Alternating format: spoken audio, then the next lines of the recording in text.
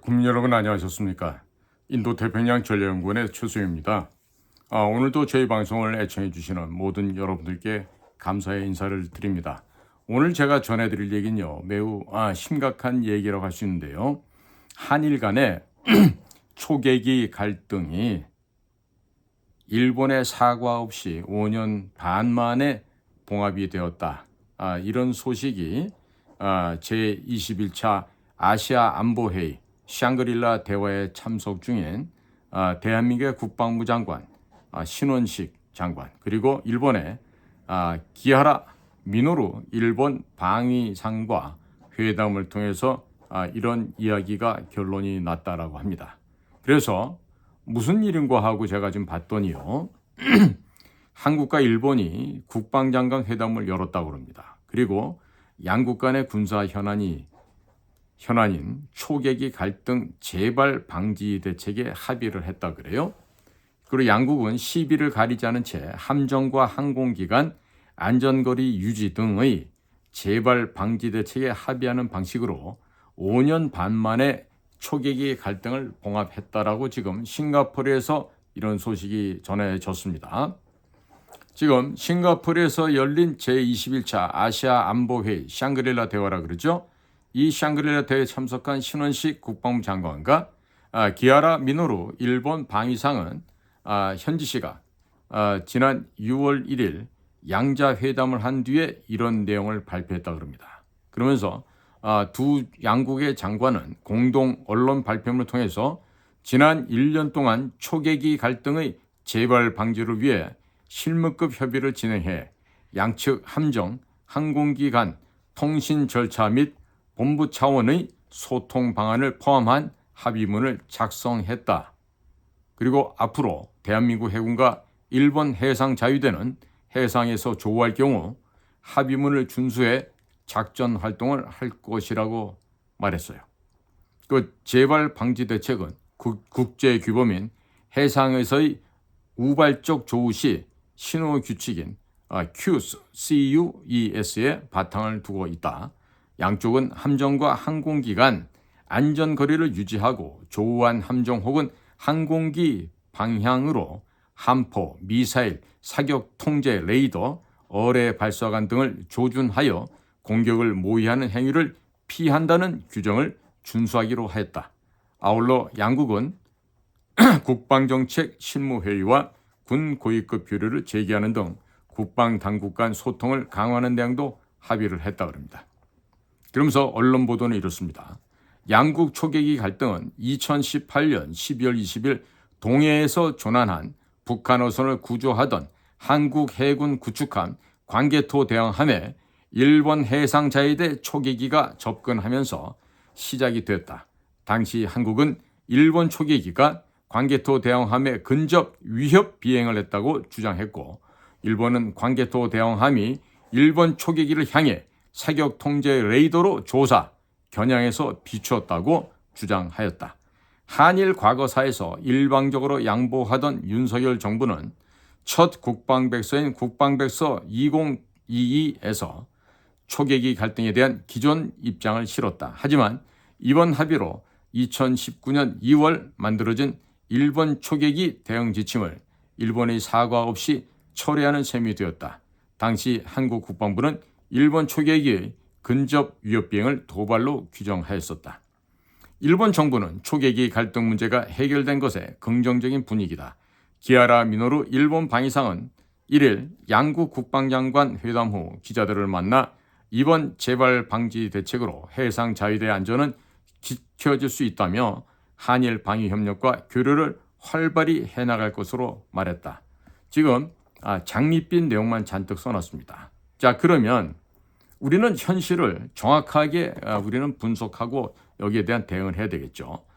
자, 2018년 12월 20일 이날은 북의 모 항구를 출발한 목선이 일본과 한국 사이, 즉 울릉도 동북방에 있는 대화퇴 어장을 지나서 일본 해안으로 접근 중에 있었습니다. 자, 그러면 대한민국의 해군의 최신의 구축함인 광개토 대왕함이 왜 그쪽으로 갔을지에 대한 명확한 우리의 현실 인식이 있어야 될 것입니다. 자, 당시 북에서는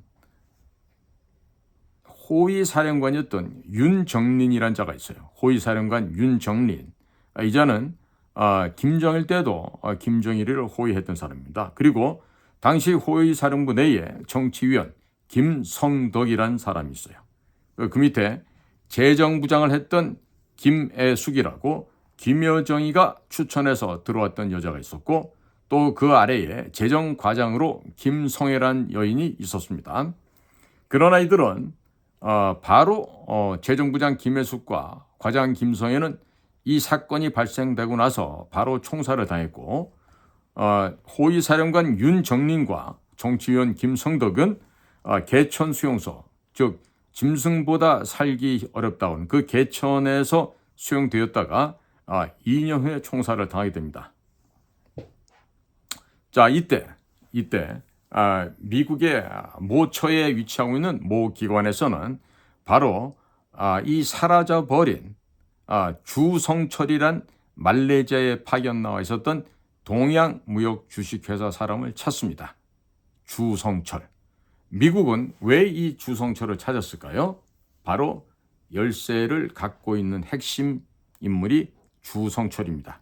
자, 주성철은 말레이시아에 파견 나가서 여러 가지 무역업을 하면서 외국인들도 만났을 것입니다. 그리고 그 외국인들 만났던 사람들 중에서 주성철에게 북한에 관련된 여러 가지 아름다운 비즈니스 제안을 하는 자들이 있었겠죠. 그리고 이 주성철은 이 바로 호위사령부에서 해외에 나온 이런 그 무역회사를 운영할 만큼 당시 북한 내부의 인맥이 최고였습니다. 그런데 주성철이 이 외국인들로 받았던 선물, 바로 스마트폰, 전화기가 될 텐데요. 이 전화기를 받은 것이 결국에 이 말썽의 근원이 되었습니다. 자, 이때 이 전화기가 이제 전달이 되는 게 이 중국과 연계된 비밀 라인들도 이제 그 연루가 되어 있었고, 또 중국 관광객과 함께, 즉 중국 사람들과 함께 섞여 들어오는 관광객들을 통해서 그 안에 누군가가 간첩의 역할을 하고 물자와 돈을 전달하는 사람이 있었죠. 자, 그래서 원래는 중국 사람들이 관광을 오게 되면 양덕 온천을 이미 개발해 뒀었고요. 또 금강산 지역들도 중국 사람들에게 관광을 허용할 그런 계획이었습니다. 그러나 코로나가 확산되면서 지난 3년 동안 모든 돈벌이가 무산이 되었습니다. 일부 러시아 사람들만 다녀가는 그야말로 초라하고 볼품없는 북한 내부에서의 외국인들에 대한 관광업이 그 정도밖에 되지가 않았습니다. 자, 그런데 이 윤정린이라고 하는 호위사령관을 공개 처형하고 김성덕이란 정치위원 역시 공개 처형했으며 주성철이라고 하는 이 동양무역주식회사 사장으로 말레이시아에 파견 나갔던 사람도 소환돼서 총살에 처해졌습니다. 그럼 왜 그랬을까요? 왜? 무엇 때문에 이런 일이 벌어졌을까요? 그건 다름 아닌 모 서양 국가의 어떤 기관에서 김정은이의 소재를 정확하게 파악하기 위해, 즉 그를 최측근에서 지근거리 경호하고 있는 974 부대원들에게 이 휴대용 단말기를 전달하는 작업이었습니다. 자, 그러면 그 전화기가 있는 몇 미터 안에 김정은이가 있다라는 뜻이 되겠죠? 자, 그런데 이것이 너무 과도하게 스마트폰이 전달이 되었던 것으로 사료가 됩니다. 즉, 한 서너 대 내지는 대여섯 대를 넘지 않았어야 될 텐데 두 자리 숫자 이상으로 많은 수의 스마트폰이 외국으로부터 전달이 되었고, 또 그것과 함께 US 달러, 세계 기축통화로 쓰고 있는 달러도 역시 수백만 불이 이 호위사령관인 윤정린과 정치위원인 김성덕 집에서 수백만 달러가 발견이 되었습니다. 결국 그거는 그들이 볼 때는 적국에서 보내온 공작금이었다, 이렇게 판단할 수가 있는 거죠.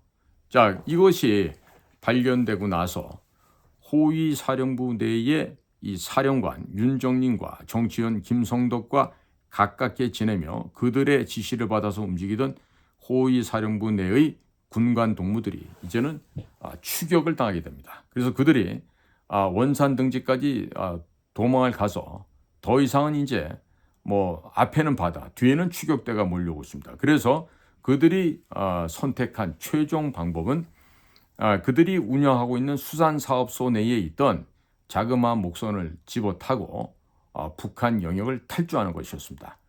총 4명이 탈출을 감행했는데 그중에 한 명은 탈출 과정에서 총격을 받아서 불행하게도 배 안에서 이미 숨을 거둬서 싸늘한 시체가 되어 있는 상황이었습니다. 자, 그런데 대한민국의 광개토 대왕함이 이 사실을 어떻게 인지했을까요? 그것은 바로 김여정의 아주 급한 전화 연락을 문재인과 정의용이 받았습니다. 정의용은 당시 2018년도에 대통령실 안에 있는 국가안보실에 실장을 하고 있었습니다.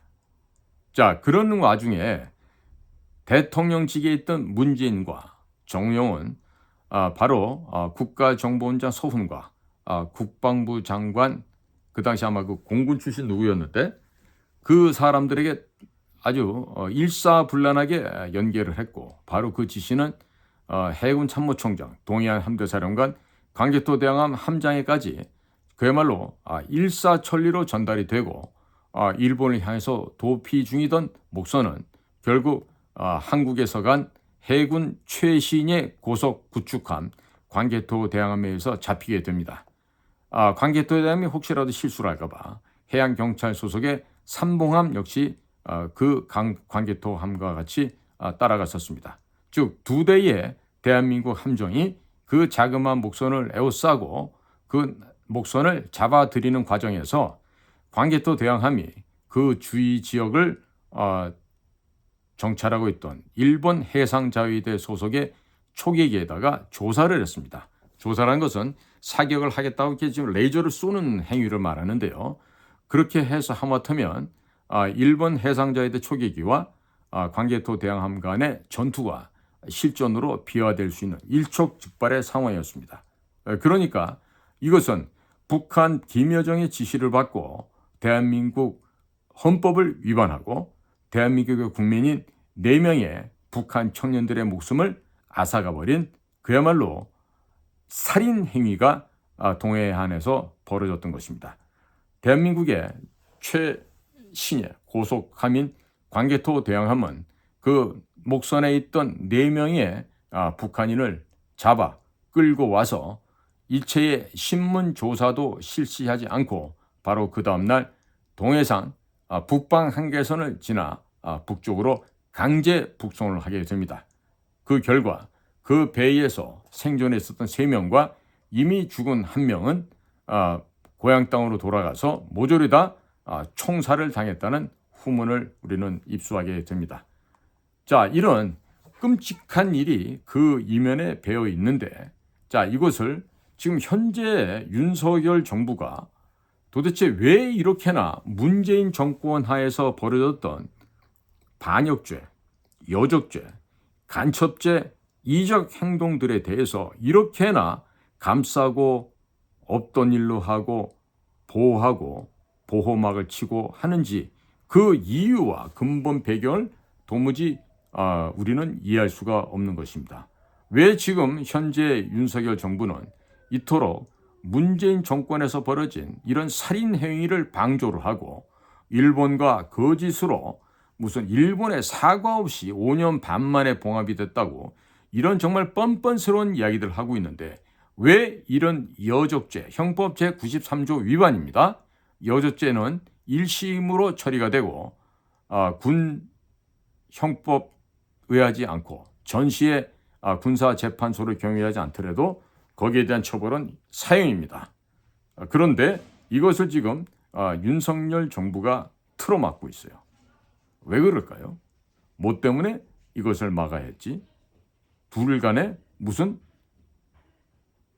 관계가 있길래 이런 일이 벌어지고 있는지 도무지 알 수가 없습니다. 아마 일본에서 비웃고 있을 거예요. 가소롭다고 비웃고 있겠죠. 음? 역시 한국에는 영혼이 없는 자들이 주요한 보직을 맡고 있구나. 물론 신원식이라는 사람이 얼마나 가증스러운 정치 군인인지는 국민 여러분께서 잘 모르시는 분도 있겠지만 사실은 대단히 정치적 인물입니다. 원래 유승민과도 짝짝꿍이 됐다가 이제는 뭐 유승민하고 갈라섰다고 이렇게 손사래를 치고 있지만 본인의 출세와 본인의 명예를 달성하기 위해서는 물불을 가리지 않는 스타일이 바로 신원식 같은 사람이라 할 수 있겠죠. 자, 이런 무조건 대통령의 뜻이라면 빨아대고 복종하고 고개 숙이며 찬양하는 이런 자들이 계속해서 이 나라의 중요한 국가 기관의 장으로 있는다 하면은 대한민국은 앞으로 희망이 없어집니다. 진짜 희망이 없어집니다. 지금 21차 아시안보회의 샹그릴라 대화에 참석을 해서 이와 같은 허무맹랑한 짓을 하고도 무슨 일본과 무슨 초계기 갈등을 봉합을 했다? 이런 얘기는요. 정말로 해서는 안 될 이야기죠. 1점이라도 양심이 있다라면은 대한민국의 영토가 한반도와 그 부속도서라고 북쪽 지역에 불법으로 지금 점거되어 있는 저 공산 독재체에 있는 사람들 역시 대한민국의 국민들입니다. 대한민국의 대통령직에 있는 자가 국가안보실장으로 있는 자가 또 국방부 장관, 해군 참모총장 또 광개토 대항함의 함장으로 있는 자들이 전부가 다 아주 일사천리로 협조해서 대한민국의 청년 생존해 있던 3명까지 모조리 강제 북송해서 총살시킨 사건이 이 초계기 갈등의 진실입니다. 이 진실을 아직도 파묻고 덮어씌워서 위장을 하며 은닉하고 있는 윤석열 정부. 왜 그럴까요? 도대체 문재인에게 무슨 빛에 무슨 부채에 시달리길래 이렇게 아무것도 할 수가 없을까요? 참으로 개탄을 금할 수가 없는 오늘날의 현실입니다. 자, 국민 여러분, 오늘은 일본의 사과 없이 5년 반 만에 봉합했다고 하는 한일 간의 초계기 갈등은 사실은 초계기 갈등이 아니라 불법으로 북한 지역을 탈출한 호위사령부의 젊은 장교 4명을 강제로 납치해서 포획해서 다시 그들을 북한으로 북송을 강제적으로 한 결과 생존해 있던 자들이 모두 총살을 당했다는, 즉 김정은이를 제거하려는 그런 혁명적인 충성스러운 일에 동참을 했다가 아깝게도 목숨을 잃어버린 참 불쌍하고도 불행한 젊은 청년 4명이 거기에 직접적인 원인이 되었다는 것, 그리고 그들을 잡아들이기 위해서 충성에 충성을 당한 문재인과 정의용 그리고 국방부 장관 각각의 보직에 있었던 군인들, 이들이 그런 범죄 행위에 가담을 했다는 것이죠. 중요한 것은 그 자들을 모조리 파직시키고 이등병으로 강등시켜도 부족할 판인데, 자, 지금 국방부 장관이란 자가 가서 또 거짓으로 일본과 무슨 봉합을 했다 어쨌다 이런 식으로 헛소리를 뻘뻘 해대고 있습니다. 자, 이번에 이라크에 판매하는 천공 미사일을 통해서는 또 얼마나 많은 커미션을 뒤로 챙길까요? 참 한심하기 이를 데 없는 대한민국의 윤석열 정부 또 그 구성원들이라 할 수 있겠습니다. 오늘도 여러분들의 귀한 시간을 저희 방송과 함께해 주셔서 감사를 드립니다. 저는 인도태평양 전략연구원 최수영입니다. 고맙습니다.